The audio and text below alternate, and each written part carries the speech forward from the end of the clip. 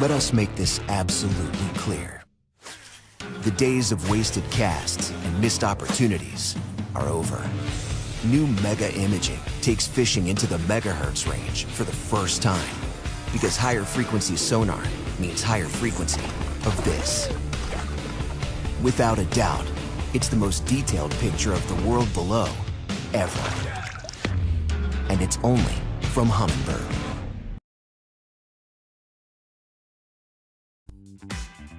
Maui Jim sunglasses were born on the beaches of Hawaii, designed to respond to the bright sun and harsh glare of the islands, all while enhancing the view.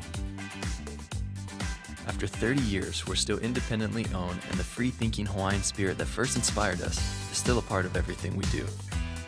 Our Polarized Plus 2 lenses not only protect eyes from harmful rays, they also make colors more vivid and contrast crisper. Try on a pair and see for yourself. The view's better from here.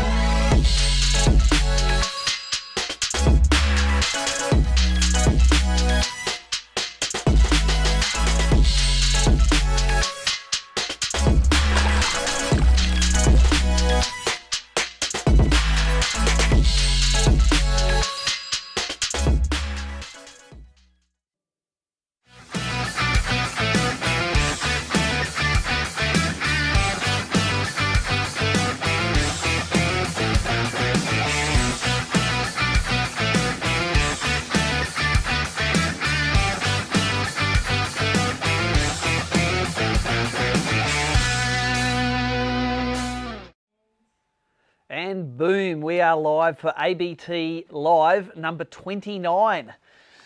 Seems to come around really quickly. Our cadence of the show is every month at the moment, and that is, to be honest, it's pretty hard to get a show done. We've been running so many events. We're not even halfway through 2022, but we are well past halfway through our BREAM and our BASS Pro series. I just added them up. We've done 5 BASS Pro qualifiers. We've done 7 BREAM qualifiers plus an Australian Open, and we've done our first BASS Electric event. And this weekend, the Halco round of the 13 Fishing BASS Pro Series is at Cania Dam, and it's going to be another cracker. It'll be all 6 of the qualifiers done. Some big stories involved there. We're going to talk about those later tonight. One of our feature stories tonight is that AOY battle in the Bass. Boy, is it a ding-dong battle between Queensland and New South Wales. Mitchell Cohn, who's leading at the moment, and Matty Langford, who is hot on his tail. Recently we've knocked over our first of the BKK Hooks BASS Electric Series events at Tuna Bar, and hey, surprise, surprise, the virtually unbeatable Peter Bostock, as well as doing himself a few mischiefs like he always does, walked away with that event and the prize money. So well done, Pete. You are absolutely on fire at the moment. We've had the Clarence River Bass event. As usual, it was after a flood down there, and man, after a flood, doesn't that place fish its titties off? It is amazing.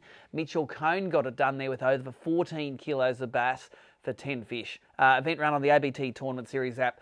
Thousands and thousands. How many, Nicole? Over 5,000 people visited that live scoreboard page for the weekend. Crazy numbers of people watching, and it was a great event. Mitch Cohn's fish averaging over 1.4 kilos each.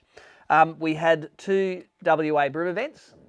I wasn't a massive fan of those personally, but overall the guys over there were great. I quad donated, but Mitch Vane and Pete de Groot walked away with 2 great wins and 2 instant qualifications into the Daiwa BREAM Series Grand Final at Malakuta later this year. And to digress, grand final prizes well underway. We've secured the Mercury outboards for the Alloy Craft 463 boats. They're going to be identical boat motor trailers this year, giving away in the BREAM and the BASS. They'll have different electronics on them. Pretty sure one of them's going to have a full Garmin setup, including live scope. The other one's going to have a full Lowrance setup, including active targets. So it'll be pretty interesting to see both of those ecosystems coming to life on that great aluminium boats, the same as we gave away last year. And of course, we've also been to the Hawkesbury Brim. Wow, wet and windy weekend down there at the Hawkesbury. Actually, it wasn't too windy, it was just wet. The guys here from Buck and Bass, they did great. A lot of guys picking up new Buck and Bass suits. A lot of happy guys there, staying dry, staying warm, staying comfortable with the suits from ABT's best wet weather gear sponsor. And when I say best, I mean only, ever.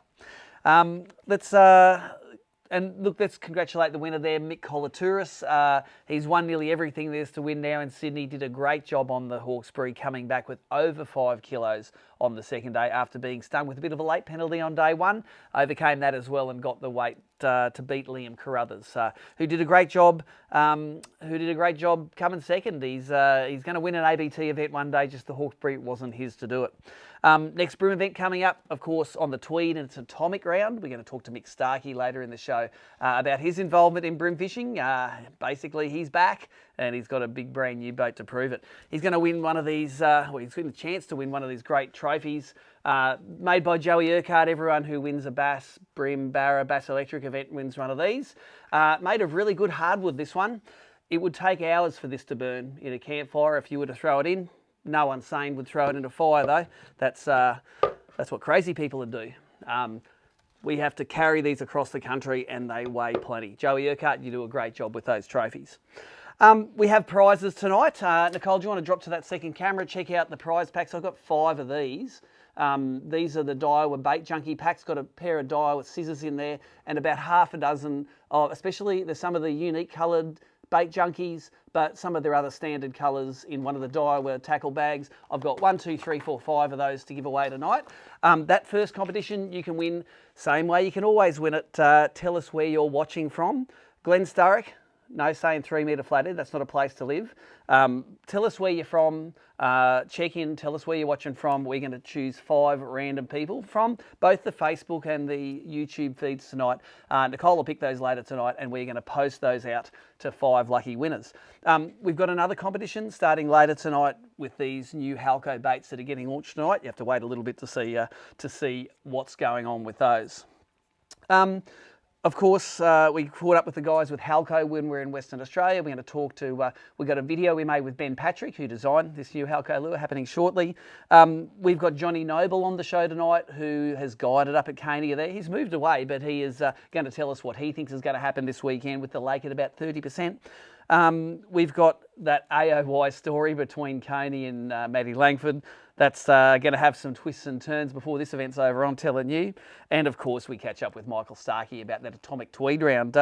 We'll draw the competitions at the end and then we will say that was a grouse show. Hey, Nicole? Very good. Big thanks to Nicole behind the scenes. She's driving all of the buttons and levers and does all the heavy lifting behind this show. We get this show up and done tomorrow. We pack up, we drive to Cania on Thursday morning. So we're going to see the Bass guys up there. First, word or two from our sponsors. I'm going to come back with Ben Patrick, Halco lure designer. What them sons of fish is up to now? Fellas, I give you the Force Trolling Motor. It is the most powerful, the most efficient on the water. Yep. Most powerful. We're really in trouble now. And it's quiet, too. You can't swim here. What a dumb bass.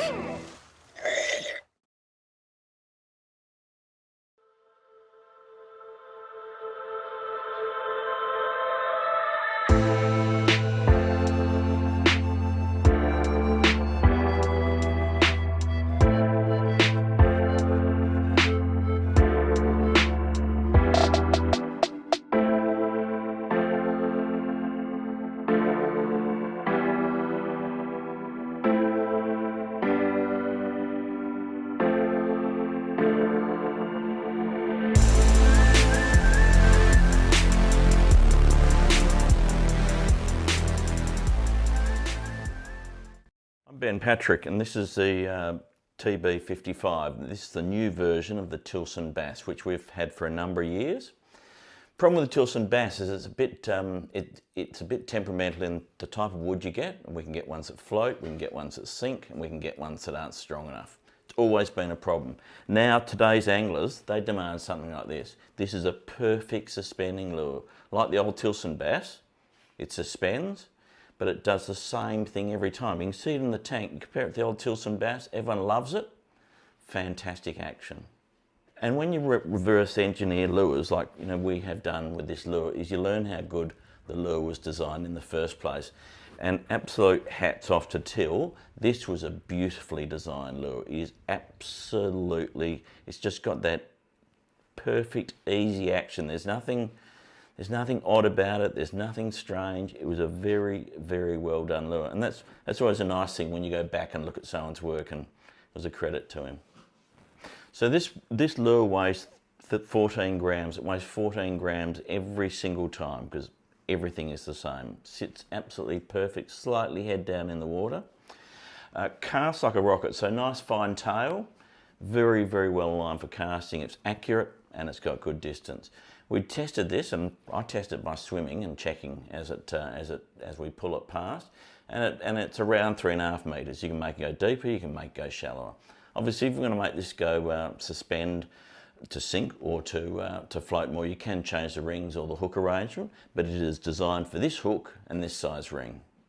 As anglers get more sophisticated, they can target and catch fish that were harder to catch before, and some of those is you need a very, very stealthy sort of lure, and this, being a clear lure, gives you that opportunity to do something that's just not too bold, and especially in real skinny water where you just don't want to frighten fish.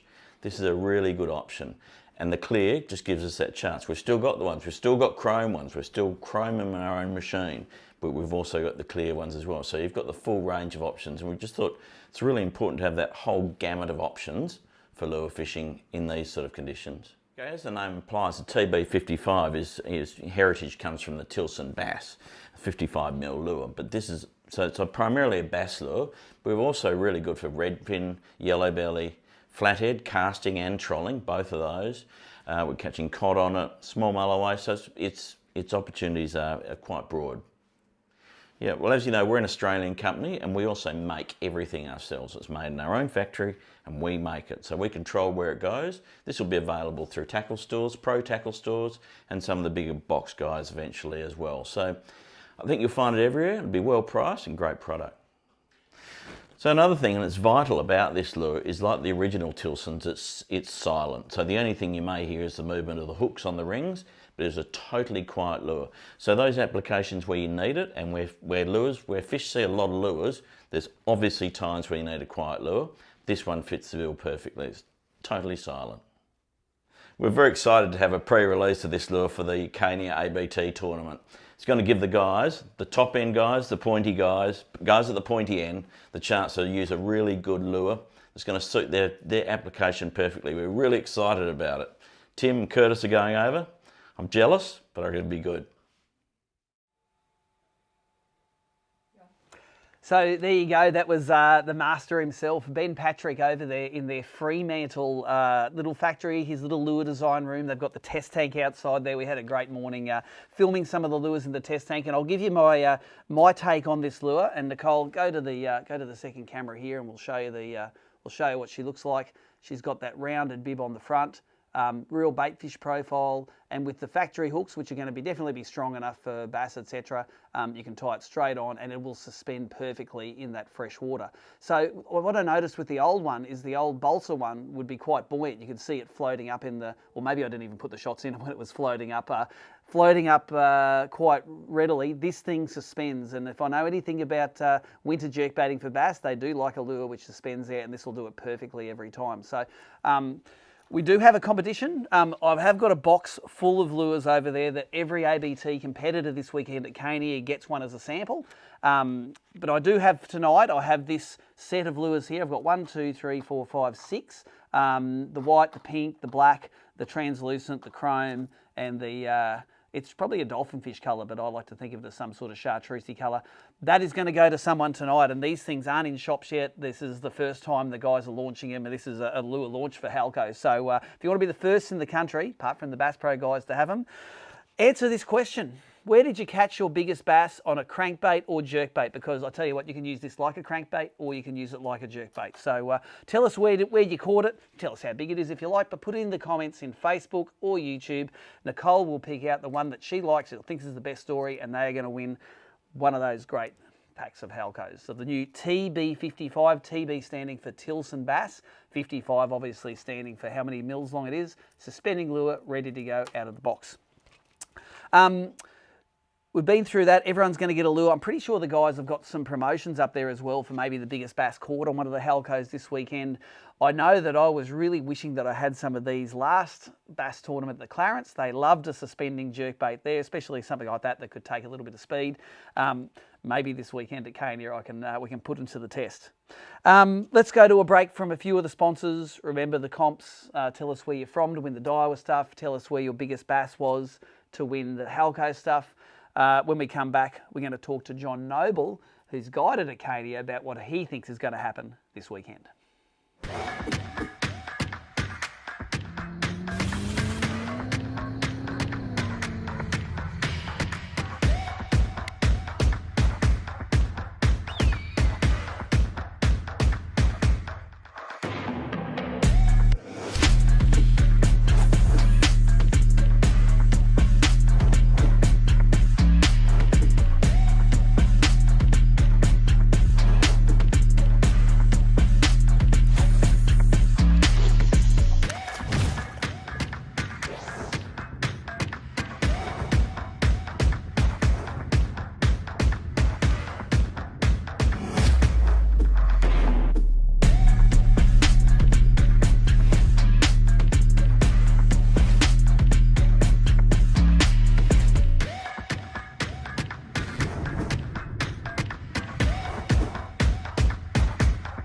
Seeing the fish, their position, and how they respond in real time. That's game changing.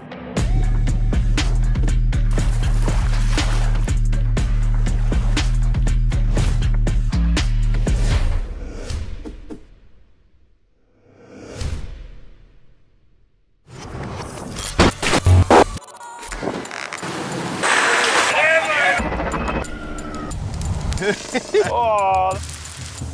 Oh, yeah, fish on. Make sure.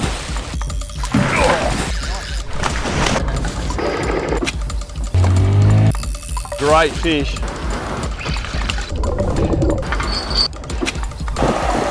Dropping. Crazy fish. Looking good.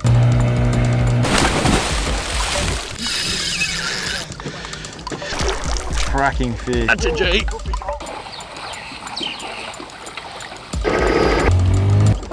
Oh, that's a good one. The sweat coming out of it. How cool is that? Woo!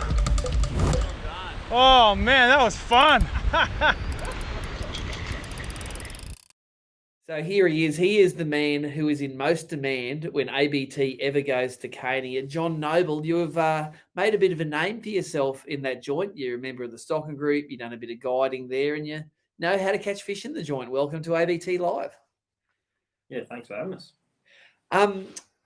Few major changes for you in your life, mate. You used to live in Monto and not be a dad, but now you live in New South Wales and you are a dad. Tell us what's been going on. Yeah, been a busy few months, bit of a big move, and yeah, a little one on the ground now. So yeah, it's keeping us on our toes and nice and tired, but we're going to make our way up to Cania and bring her with us and see if we can catch a few fish. Well, you can also show her off to all your old mates at Cania. Tell us how far is it to Cania now? It's not just up the road anymore. No, probably 10, 12. Oh, well, I mean, it's probably 12 hours, but with a baby, it's going to be more like 20. Oh, yeah. It'll be all the stops, mate. You're going to have to, with the 15 rest stops in the middle, it'll be a trip well worth taking. Cania over the last, my experience in Cania is, I suppose I've maybe for the last 20 to 25 years I've been going there. I started fishing it when it was 4%. So I've seen that joint when it was just a glorified creek. amazing fishing. We've seen it fill up over the years, and now it's getting to the bottom stage of the cycle. But it's copped a little bit of water in the last rain. What's the status of the lake? Yeah, I think it's sitting around 31%. So it's come up about 4% in the last week, which is probably the biggest inflow it's had for, it'd have to be over 2 years. Had any kind of inflow. So yeah, hopefully that'll get them fired up a little bit. It's not much, but when they haven't seen it for so long, it's probably going to help the fishing a bit. It's probably not going to hurt the fishing, is it? And one thing I noticed when I look at Cania and I look at the rainfall maps and where the rain's falling, Cania has not got a big catchment, has it? It's got to hit a very specific spot to fill that lake up.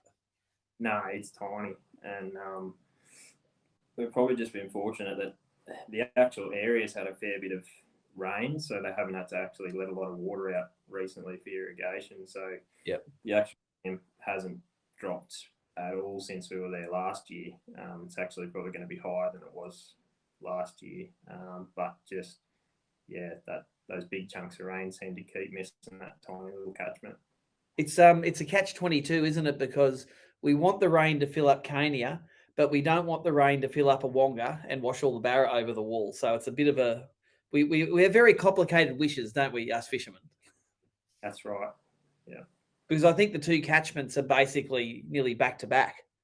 Yeah, pretty well.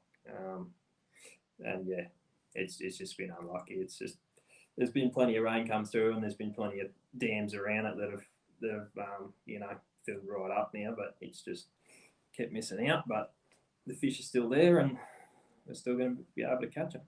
Now, you've been involved with the stocking group up there for a while, and ABT, like all of the anglers, we appreciate the work that the stocking group does because, without those guys starting it up, and especially in the old days when you had to earn your money the hard way by doing chook raffles and fishing tournaments and stuff, luckily nowadays stocking groups do get an allocation of stocked impoundment permit funding. How good a group of guys is it there that are in that group? I remember when they did the catering last year for the ABT anglers, it just seems like they're a well-knit, well-organised, fun-loving group of people. Yeah, they're a very very dedicated bunch of people, and a lot of them have been involved for 30, 40 years sort of thing. So they're definitely dedicated to what they do, and they do a fantastic job there. It's been a bit unfortunate with COVID. They haven't been able to have their big fundraiser the last few years, but it's back on again this year. So, and give that a plug. When's it on? And explain the sort of tournament that is. It's a little bit later in the year, but it's basically a family tournament. So goes all weekend and prizes for all different sorts of categories and heaps of stuff for the kids. So yeah, that'll be worth checking out. I think it's in September. Yeah, in the spring, good time to go there.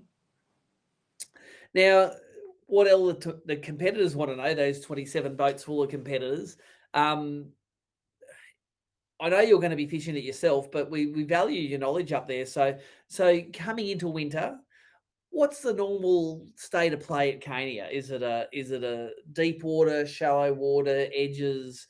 What would, without seeing the lake at all, what would you be tying on? Bit of everything, to be honest. I know, I'll put it this way, like the comp last year, I think was within a week of where it is this year. Your plan for myself was to go deep crankbaiting. Last year, rolled up to the flat where we were going to do that and caught nothing for 2 hours. And then we went and threw blades and we caught some fish. And then we went and threw jigs and we upgraded those fish. So, Cania is one of those places that a whole range of techniques are going to play, and it's just working out what those bigger ones are going to eat. Plenty of techniques will play, so it's just working out what the big ones are going to eat and hopefully find something a bit different to what the rest of the crowd finds, because those fish will shut down eventually. And that's what's happened last year. Those fish that were crankbaiting, they probably just got a bit hammered on pre-fish day, and come Saturday they just didn't want to play the game. And that's right. And what I've hung around after a few Cania tournaments in the past, those fish recover pretty quick. You pull all those boats off the water the next day, they are chewing. Yeah. I think after the tournament last year, I did a charter, I think on the Tuesday, and we went out and smoked a heap of fish and caught them on everything from surface to 30 foot in the one morning. So, I don't expect it to be any different this year. They'll be spread out and they'll be eating a bunch of different presentations. Cool. Tell us, at 30%, do you think the lake is at about the same level as it was last year? Like, how far up into the trees can you get when the lake is at that level? It'll be almost identical. It might be up a smidgen compared to what it was last year, but it'll be almost identical. That tree section's pretty well going to be just a glorified river. But yeah, you'll still be able to get up a couple of Ks and there'll be fish up there. Interesting. It seems to be the thing I like about Cania is choose the technique that you like doing, and there's going to be a place where you can do it and catch fish. And it's nearly a battle of who's best at doing what they're good at on the day. So we look forward to that. I've got a question for you. I want your tip as to who out of Matty Langford and Mitchell Cone is going to win AOY. And let me give you our Roy Simons board here of where they're sitting. Mitchy Cone's leading on 395 points here. Matty Langford's only 2 behind, but Matty, he won last time we were there. He needs a 7th or higher to do well. Mitch Cone needs a 5th or higher. Who's your money on to take AOY after this weekend? Oh, well, they're both pretty gun anglers, but it's pretty hard to go away from Lang, as you say. He's had plenty of success there in the past, and he knows that dam really well, and I know he was up there a couple of weeks ago, so I dare say he'll have it pretty sussed. All right, there you go. So your money's on Langers. I'm going to go for Coney because I experienced Coney's wrath. As soon as he gets on a pattern, he's like a dog on a bone. So I'm going to go Coney. So we'll see how that fares on the weekend. You're fishing on the weekend as well. Is your fantasy like mine to be able to somehow get in between those two and affect that outcome? Yeah, well, I suppose I'll be trying to take the 100 points. So yeah, they'll have to fight over the rest. Yeah, that's exactly the attitude I want. Make those guys fight over it, mate. Congratulations on the new arrival. Congratulations on the move, and thanks very much for bringing the big trip up to Cania again to fish the event. How many events are you a chance of qualifying for the grand final? I haven't looked at the AOY apart from winning Cania. With Cania, I only have fished 3, so maybe you never know, because the Clarets is nearly your local now, isn't it? Yeah. I was a bit bummed I had to miss that round, but it was a bit close to the juice. We sat that one out, but fingers crossed it can sneak in and get over to the Clarets for the grand final. That'd be great. Awesome, mate. Well, hey, thanks for joining us tonight on ABT Live, and we're going to catch you in a few days up at Cania. You will. Looking forward to it. Cheers. You'll have the chance for showers or thunderstorms, and also little disturbances rumbling along this thing will bring us a chance for rain.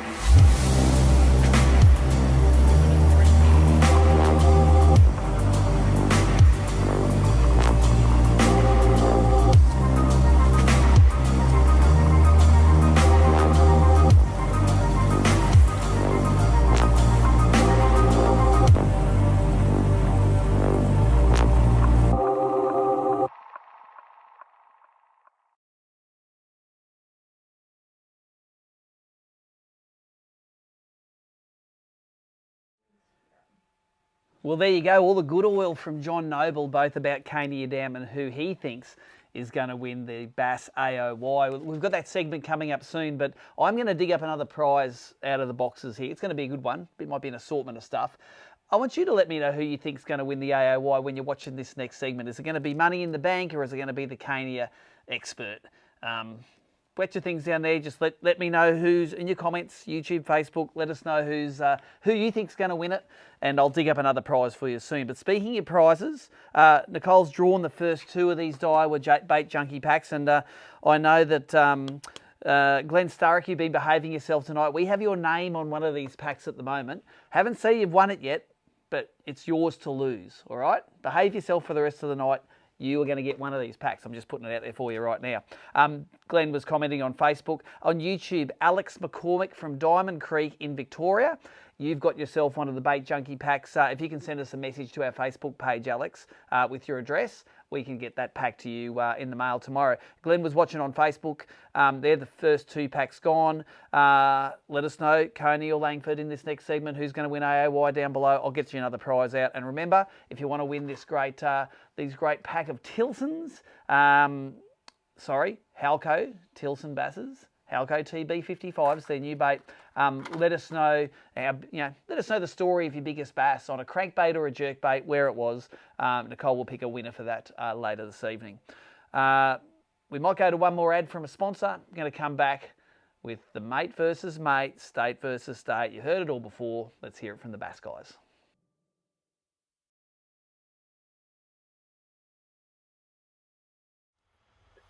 Thanks for having us. How we going? It's awesome, and I think I can't remember a year when coming into the last event we've had so much excitement when it comes to AOY, because let's face it, some of your scores, and this is a tribute to Roy Simons. We got ourselves a bit of a scoreboard here written down on a bit of paper. Actually, it's the back of a check that we didn't use last year for Somerset. In any one year, you guys will be running away with AOY. Matty Langford, 100, 100, 193. That's 393 points. That's insane. But Mitch Cone, 100, 100, 99, 96, 395. It's like, how can you win 3 events and not be leading, Matty Langford? That's for you, mate. You'd hate to think like 8, I've got to get better than an 8. Oh, geez. And I'll tell you what, the forgotten man in all of this, poor old Mick Johnson, hasn't finished outside the top 10 all year. And the only reason we're mentioning him now is because I feel bad for the poor fella. Any other year he runs away with it too. Oh, exactly. So cursory nod to Mickey there, but Mick, you got to win some events, mate. If you haven't got the hundreds up here, you're not going to play the game. So lift your game, please, Mick. I don't know how much you guys have been talking, how much you guys have been discussing the maths involved with who needs to do what to win the event, because I'm giving it a fair old Roy go soon, but tell me where you're at with it.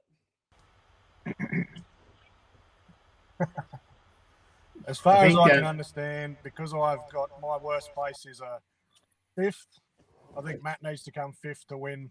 So because I got a 2nd, so that's about, yeah. Well, here I'll lay out how it happens at the moment. So if any of you guys upgrade one of these scores with 100 points with a win, there's nothing the other guy can do to do it. So if you want to take home the trophy, just win. That's the first rule, okay? Mitch, you said you were going to do it last event and you did it. So I'd be saying I was going to do it again if I was your coach. Matty, we know you know how to win.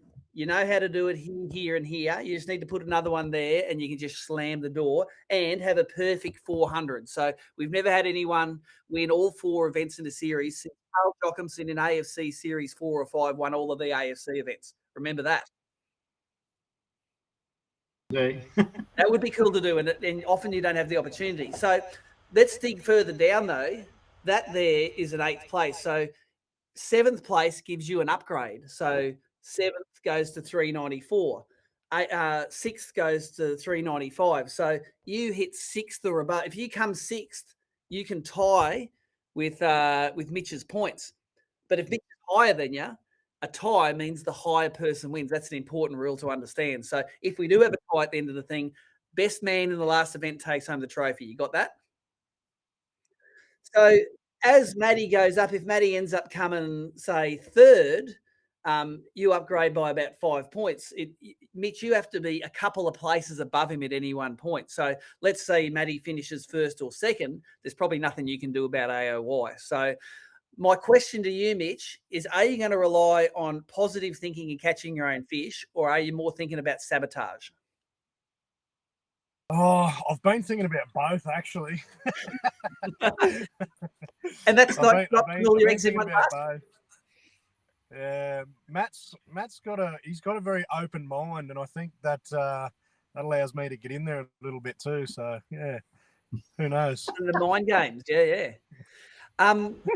Matty, you've sort of Mitch's win at the Clarence sort of threw a little bit of a spanner in the works for you because you had a pretty decent lead, sort of go like a defendable lead, but this has got serious now. Yeah. Yep. No, that one at the Clarence, I was looking to improve my 8th, but I never doubted for a second that Mitch wouldn't perform there. But it's amazing how it's turned out because, you know, both of us have won between the 5 rounds. We've won all of them. You know, basically all of them.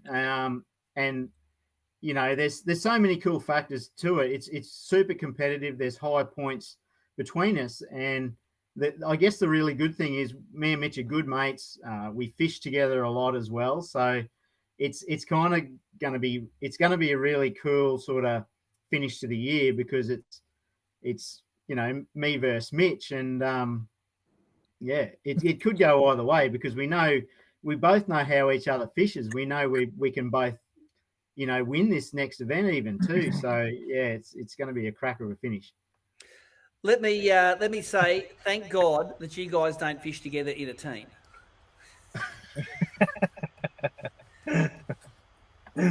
So I think I speak on behalf of all the other bass competitors when it comes to the fact that you aren't fishing together. We're not fishing against you. So let's get that out of the way. Now, Mitch, you were not going to fish Cania originally, but you made a few tweaks to your plan so you could get there. And I think it's great that you have because it becomes a real contest this last event. It's not whether Matt, you know, jogs over the line or trips over before it. It's all of a sudden you're the X factor in there now, looking to mess things up a bit. When was the last time you fished Cania, Mitchell? That'll be in about 4 days' time on pre-fish day. That'll be the first time I fished Cania. Oh, so you've never been there before? Nah, never. Wow. Never and been there's there. Probably pockets of fish that need a fresh mind to find them. They'll just find a bunch of fish in the middle of nowhere. Mm-hmm. Yeah, that's what I reckon. Yep. And Matty, your last trip to Cania was you fished a teams event there a week or two ago. You're not letting many cats out of the bag. Let us know how the place is fishing. It's not its usual wide open travel wherever you like self. It's a bit low and a bit tough at the moment. No, it throws a little bit of a spanner in the works because you're right.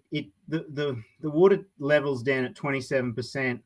It's gone up 3% since then. So since 2 weeks ago, so it's risen probably 2 feet.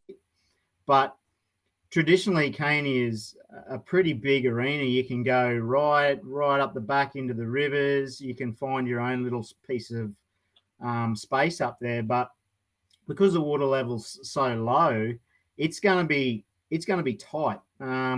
You know, there's areas that you can fish deep. There's heaps of areas that you can fish shallow, but there's always going to be someone around or someone nearby. And no matter what your plan is, you're going to have to basically find a spot to fish and don't have plans of running all over the place because there's always going to be someone that's going to be in front of you or on where you want to fish. So yeah, it throws a little bit of a spanner in the works, but I can honestly say that Cania is definitely my favorite dam. I've had a lot of really good finishes there, and it is my favorite. And anyway, it could be the factor that, you know, you said before, a fresh open mind might be good for that place. But it's going to fish tight, and I think it's going to fish smaller than usual, but someone's still going to win it. So yeah, it's going to be exciting. You know what? Listening to that narrative about the lake sounds exactly like the anglers were talking about Lake Fork in the last Bassmaster Elite event. The lake was down. Yep. The key spots, everyone knew the key spots where the fish were, and you had to get your timing right, and you had to really get into your spot and then just defend it. This might be a tactic that comes into play this weekend. If you find something that you might want to back in the pre-fish, you sort of got to go all in on that technique, really, don't you?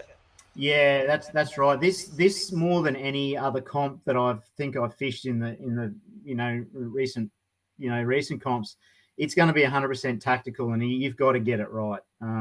It's definitely about being in the right spot, the right time, doing the right thing. But like I said before, if you're not in that area that you want to fish, you can't just go romping on in there because you're going to upset someone. So yeah, you've got to be it's going to be real tactical. It's funny that when we were a couple of weeks ago, we were talking about the event and we had competitors asking, "Oh, are you going to cancel it because the lake's low?" It sounded just like Sinclair a few years ago when we fished and it actually fished its lights out. And I said, "What? You're going to get 30 or 40 bass boats and they're all going to sit in one area. So you guys do that in Somerset when the thing's 30 kilometres long. So you have to do it in Caney. At least you've got an excuse to do it this time." Yeah, it's going to add a different element to it. No, you got to fish it no matter what. So yeah. Yeah, and as you say, there is going to be a winner and there's going to be someone that comes last. There's going to be a whole lot of people in between, and these numbers, I think, are definitely going to change throughout the weekend. So you might have to bring this up and do a bit of a running total on the first night when we go up there, because we all used to love watching Roy in the Big Bash with his envelope, and he'd have his pluses and minuses there and his maths he was trying to do. And I think the great man was always pretty much on the mark. You know, a slip up can cost you a fish, can cost you some weight, and you know, a lost fish will cost you points, which may influence the AOY race. So I don't think it's an exaggeration to say you lose the fish, you could probably say, "Oh shit, I just lost AOY right there." Potentially, yeah. Yeah, definitely. So the question is now, Mitch, is you have the AOY winning fish on. Do you let your non-baiter net it, or do you do it yourself? Oh, geez, that might depend on who the non-baiter is, I think. Yeah. If you're wearing glasses or not. Yeah. Matty Langford, say you've hooked a fish and it's a it's a 1.6 in Caney, which is probably gold this coming event. You know, it's in tight country. The net's all tangled up in the rods in the back. Do you pole it or not? Oh man. Oh, you're making me think I'll need to be fishing 25 pound or something, I think. But yeah, it'd be a tough one. I'd probably jump in the water and push it up on the deck, I reckon. Guys, I know that it's going to be a great weekend. Bass tournaments are great. Everyone camps together. Everyone has a great time together. Have you got any final words for each other? I know you're going to shake hands and have a beer after it, but are you going to fire any shots across the bow? Mitch, Matty Langford, you first. Who's going first? You going first, Matty. It's like, come on, Ginger Ninja, you better watch out because the Langer train's coming into town or something like that. Give him a speech. I can't say anything. I got too much respect for Mitch. This segment's not going as I planned, Mitch. Light something up across the bow, will you? Bring it on, baby. No, all the pressure's on him. Yeah, all the pressure's on him. You know, you got the points in the bank. It's his home dam, and he's got names for half the fish there. So if he doesn't win, geez, who is he? Now that is more like it. That's exactly what I need to know, Matty Langford. The pressure has been dumped on you. You've gone out to take hands at the start of the state of origin match, and Mitch has just put the shoulder into the sternum. So good work. The face palm. Guys, thanks for joining us. No, in all seriousness, I was just going to say, in all seriousness, part of the reason I did want to get up to Cania is, if Matt does win, I would like to be there to, shake his hand because I won't be at the grand final. So, the trash talk's good, but the camaraderie and the respect between the anglers, it's pretty good too. So, all the best. No worries. I've got a good idea before we go. Because Carl's coming on Barra tour, I reckon you two should fish together for Barra. Ooh, yeah. We've spoke about it. So, I'm just leaving that seed there, mate. I'm leaving that seed there. You can beat some of the Bass Master Elites if they come across, and You know, at least you'll know each other's secret tricks then, so that they can't pull them on you next year. Exactly. Yeah, there's been talks, so it could definitely happen. Yeah. All right, guys, thanks for joining us tonight. Thanks you for, we've had a few technology problems, but good luck at Cania on the weekend.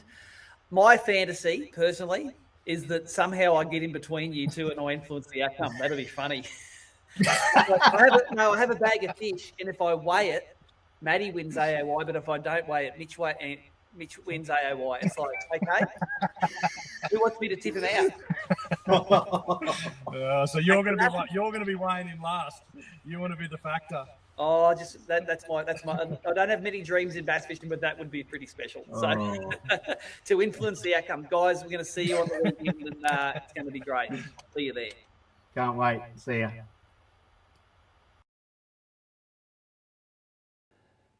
There you go. Thanks for all that feedback during that segment. A lot of support for Matty Langford there, but some of the New South Wales going, there's something about having a lead already in the bank. Now, I've done the right thing by it. I said I was going to get a prize. Nicole, you want to go to that second camera here, and I can show you what we got lined up. Got one of the Daiwa double clutch barra jerk baits, Samaki boom bait, one of the Zerek live mullets here, pair of mustard scissors, and from the archives, this is a cracker. This is an old Diztech lure. We tried giving away several classics. No one would take it. It's left in the box here. This is a bit of history here. Chartreuse, unburned, for your pool room. So that's, we're going to pick one of the random, you don't have to win AOY, just have a guess who's going to win AOY. One of you guys, Nicole's going to pick it out, and we're going to come back to you after this next segment with all of the competition winners for the Halco comp, the Daiwa Bait Junkie stuff, and the Matt Cone versus Langford thing. I tell you what, I'd be a crappy boxing fight promoter. I could not get those guys fired up. Coney sort of fired up a little bit at the end and shot a few across the bow, but they'd just give each other a bit of a cuddle if it was going to be a boxing match. Very unsuitable. We got one more segment tonight. It's Mick Starkey from Frogley's Offshore. He's going to be talking about the atomic round down the Tweed after this break from our sponsors.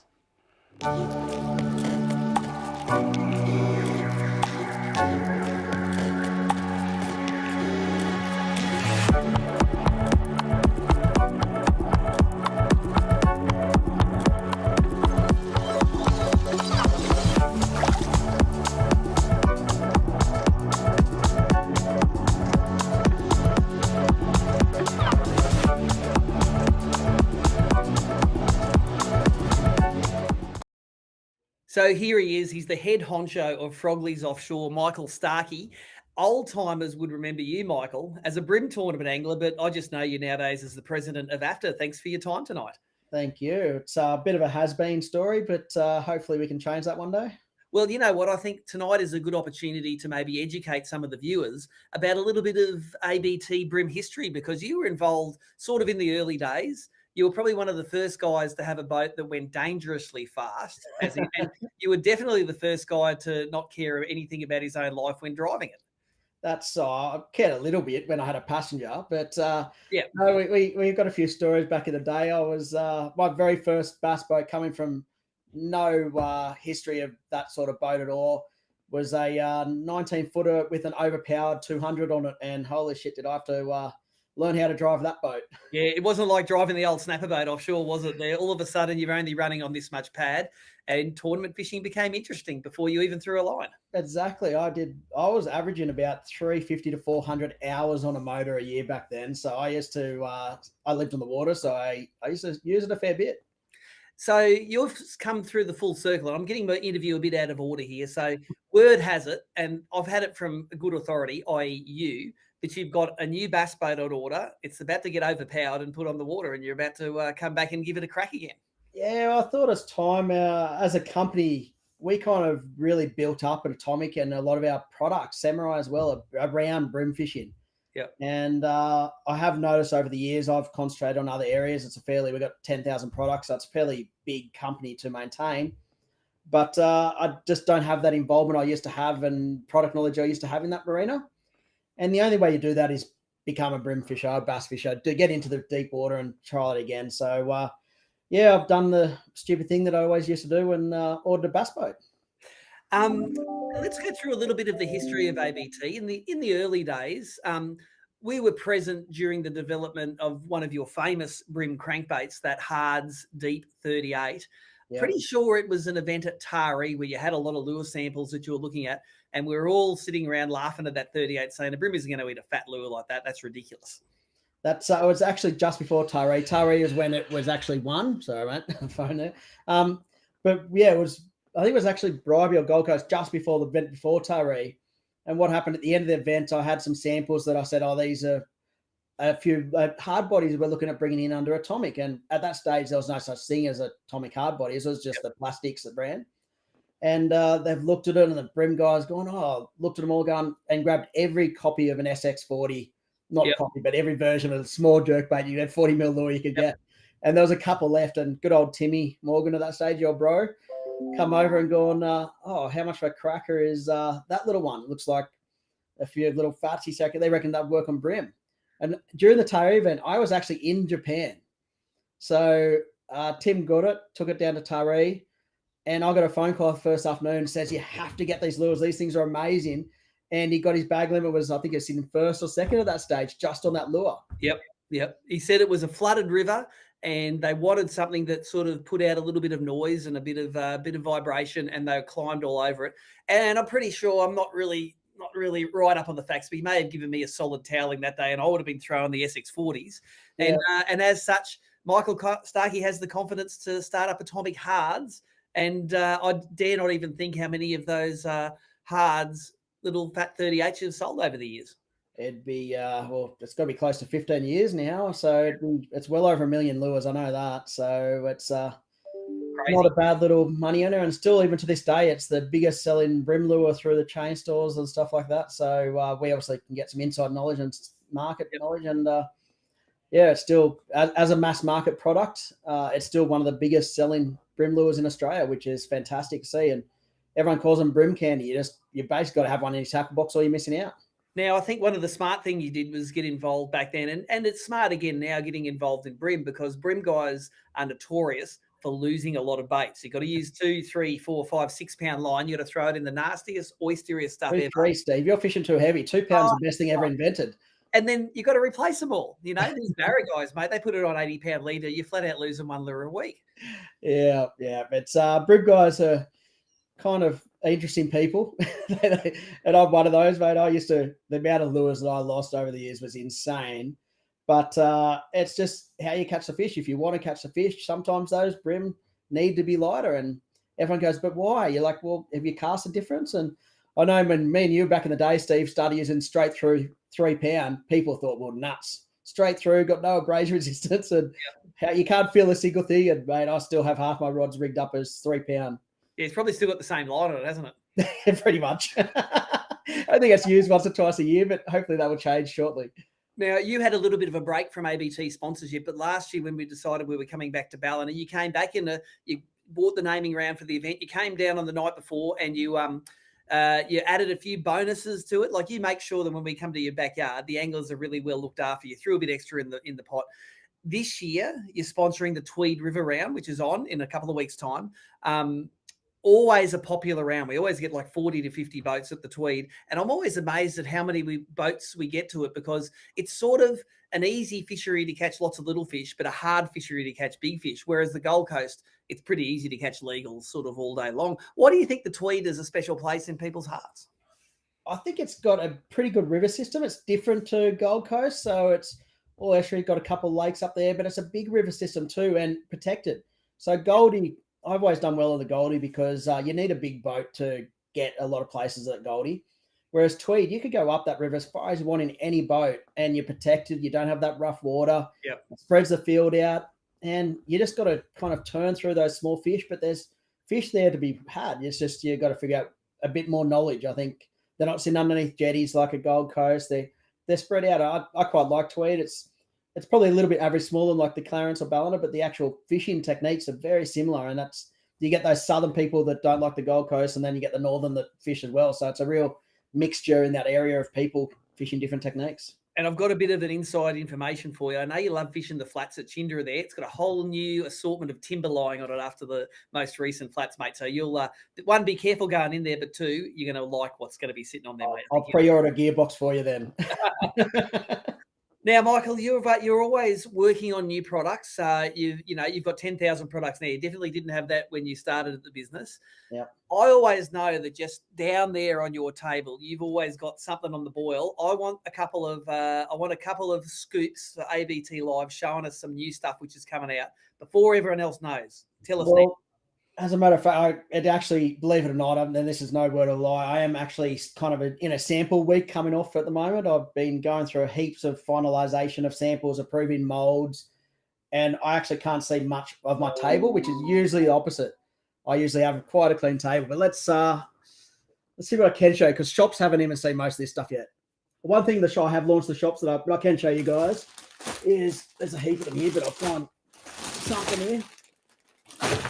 We're bringing out little reel baits as the next big product launch from Atomic. I don't know if you've ever seen that. Like baits. But it's reel baits they're actually 3D printed. So what that means is when you get to your bigger ones, which is not so much bream guys, but as you can see, we do some enormous dew lures and stuff. Yep. They're 3D computer printed. So everyone can now kind of produce a realistic look-in lure, but the colors are never that match. Whereas we take photos, get it 3D profiled, and actually use a computer to print them, not hand painted them. So that's a big difference in that launch. What's the name of those, like reels with a Z on it? Yeah, reel baits. It is R-E-A-L-Z, reel baits. I'm going to work. If we have that Z, we use it for everything. So another thing right here, I'm finalizing packaging on because it's coming out later, and I think I might have told one magazine, but really this is a bit quiet, is a new little product there. Lines, like 8 carrier braid. It's got braid, fluorocarbon, nylon from 4 pound through to 120 pound and 200 pound leader. So it's a massive range. There's another few hundred products just within that range. Doing straight green or for the brim guys or multicolored. It's just another toy I've been planning for. I'd like to test stuff for a fair while. So I've actually had that on my reels for over 2 years now to make sure it's all good. Yeah. And so I hope that's not going to duck into your Speedline sales, mate. That's one of the old favorites there. The old Speedline is the cheapest, nastiest mono you can get, but you guys sell tons of it. Oh, mate, the Taylor guys just love it. Yeah, but no, this is more of a high-end 8 grade, made in Taiwan, so from Japanese fibers. So it's we're really trying to hit that higher end, high quality part of the market, but at a price point like what Atomic's always done. We try to sell it at a price point people can afford. It's the brand that's higher quality at the right price. No, that's good, mate. Well, I appreciate some of those sneak peeks there. I hope you don't get in too much trouble for no, this one's a dead set segment. I mean, just to bury it underneath the table a little bit, because this one, the Brim guys will love, it's actually so secret it's not even in packaging yet. So let me get this out. So a lot of guys now, Slim Twitch is a really popular hard body.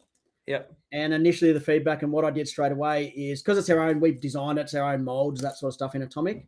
We're now bringing out a deep Slim Twitcher. Ooh, nice. So we've got that in a few different sizes, in the 95, 125, 110. Yep.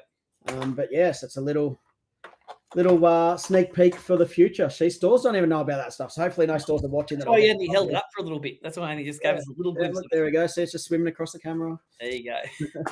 Oh, that's good, mate. We like to break the news here at ABT. Last ABT Live, the news was Carl Jochimson's coming to do Barra Tour this year. So, we might have to get you to the gym a little bit, get you off the brim and onto the barras, mate, and see if we can get you up there this year because... Mate, I've been GT, and that's what I've been doing for years, GT and refishing these barra babies. Okay. Mate, I really appreciate you spending the time. We appreciate the fact that, Atomic had its genesis in ABT and it's back now as a sponsor and it's looking after the guys that are spending all the money with the product. And it's going to be great to see you back at the rounds because we know you're a sucker for a side bet, mate. I look forward to trying to take some of your money. Yeah, definitely. I love a bit of side bets and stuff. And thanks to ABT. And while I did disappear out of ABT for a little bit as a company of sponsorship, I still kept money in the tournament scenes. I moved it around. Figured out at the end of the day, ABT is still the number one and still got the right profile. So we're injecting it back in. And as we said, the more people that can support us over the years, the more people we can throw back into the tournaments. We're always been a really firm believer of supporting the people that support you. So We just don't take it and go, okay, they're the Brim guys. We sell product to them. If that segment of the market buys our product, we invest back into that segment of the market. Always have. And while I'm under leader of the brands, that always will.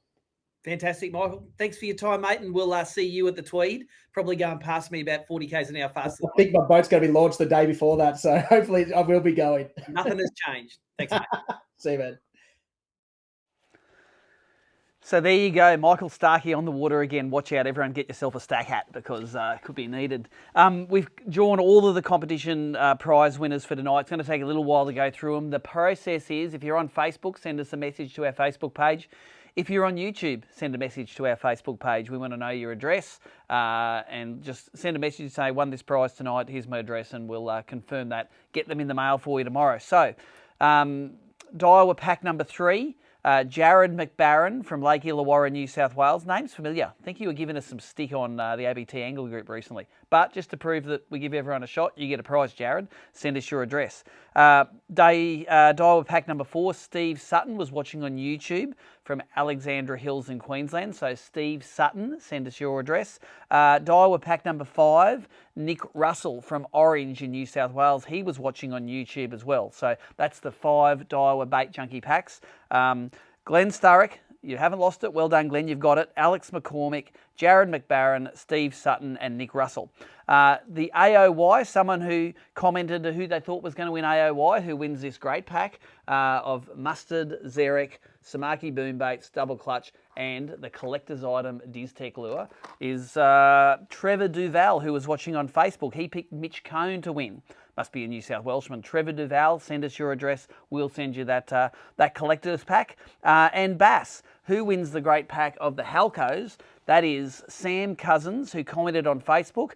He caught a 50 centimetre bass up the top of Lake St Clair on his 4-pound brim rod. So well done, Sam. You're going to have a few more jerk baits that the bass guaranteed haven't seen these ones before to try next time you go up to Lake St Clair. So Sam, you watched on Facebook. Make sure you send us your address and we can send you those prizes.